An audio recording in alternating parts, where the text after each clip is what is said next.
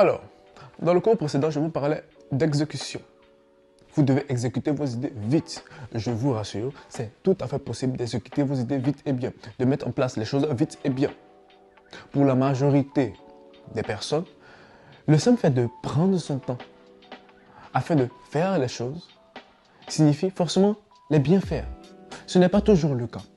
Vous pouvez prendre votre temps et au final mal faire les choses. J'ai vu plein de personnes prendre leur temps, étudier ceci, le marché, ce genre de choses, afin de lancer un business et qui a, au final, floppé.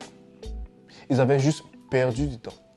Raison pour laquelle je vous demande de faire les choses vite et bien. C'est tout à fait possible d'exécuter vos idées vite et bien. Alors, je vous décrivais aussi que le succès, c'était plusieurs portes. C'était comme plusieurs portes en face de vous. Et vous devez tout simplement défoncer toutes les portes.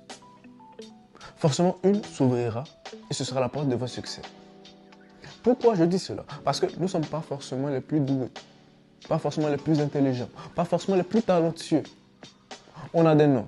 Elon Musk, Bill Gates, Jeff Bezos, Mark Zuckerberg. Vous connaissez déjà les noms.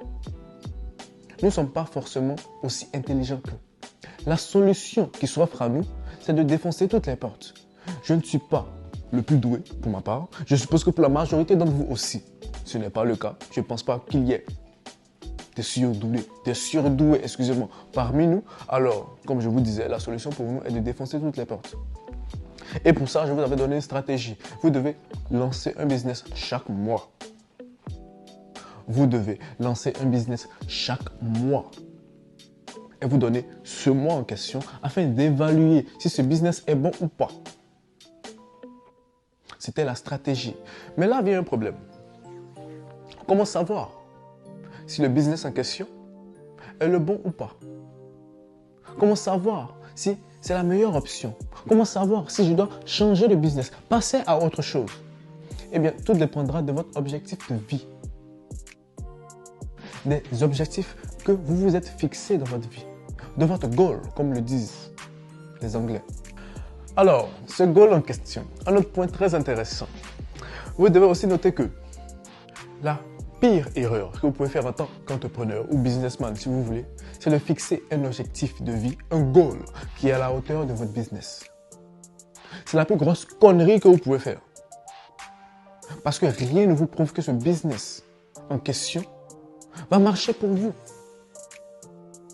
J'ai vu plein de personnes rester emprisonnées dans des business qui ne fonctionnaient pas, mais du simple fait que c'était leur objectif de vie, ils n'ont tout simplement pas lâché ce business et passer à autre chose, passer à un autre business qui allait le faire prospérer.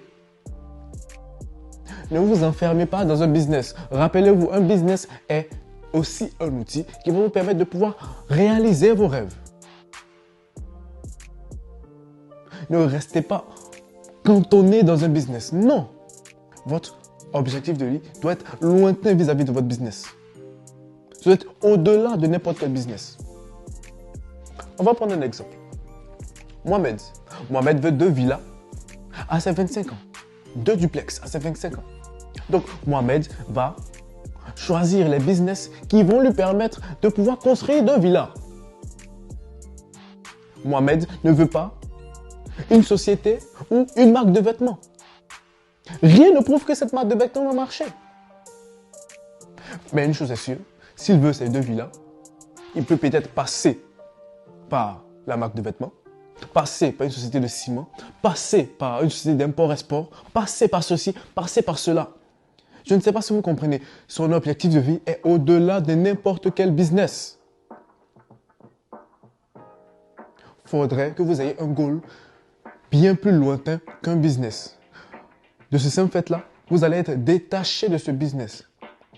Il y a une autre chose aussi, un autre fait aussi que j'ai remarqué, c'est que dans vos débuts, et c'est la raison pour laquelle je vous disais de lancer un business chaque mois, c'est que plus vous allez prendre du temps à confectionner un business, à échafauder votre business, vous allez rester attaché à celui-ci. Non, un business, ce n'est pas votre bébé.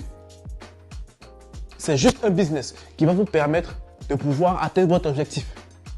Quand vous commencez, vous êtes tout à la fois. Vous êtes l'entrepreneur, vous êtes le comptable, vous êtes l'acteur, vous êtes ceci, secrétaire.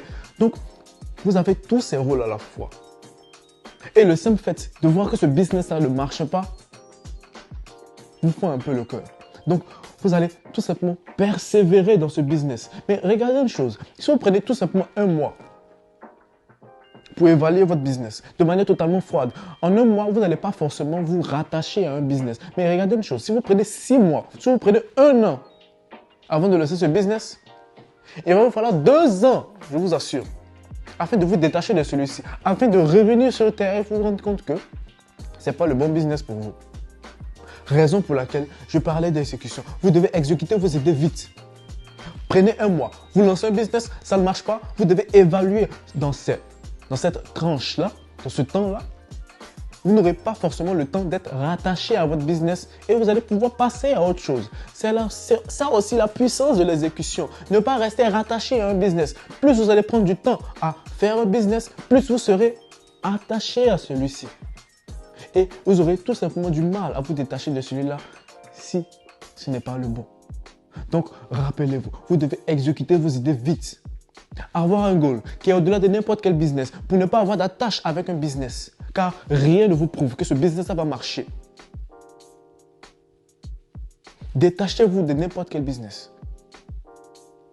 Un objectif lointain. Je veux être millionnaire à 25 ans. C'est un objectif qui est lointain de n'importe quel business. Vous allez choisir le business qui va vous permettre de pouvoir être millionnaire, excusez-moi, à 25 ans.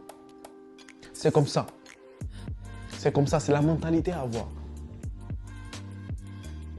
C'est comme ça que vous devez faire afin de pouvoir trouver le bon business pour vous. Pouvoir quitter un business, aller vers un autre. C'est la méthode à adopter.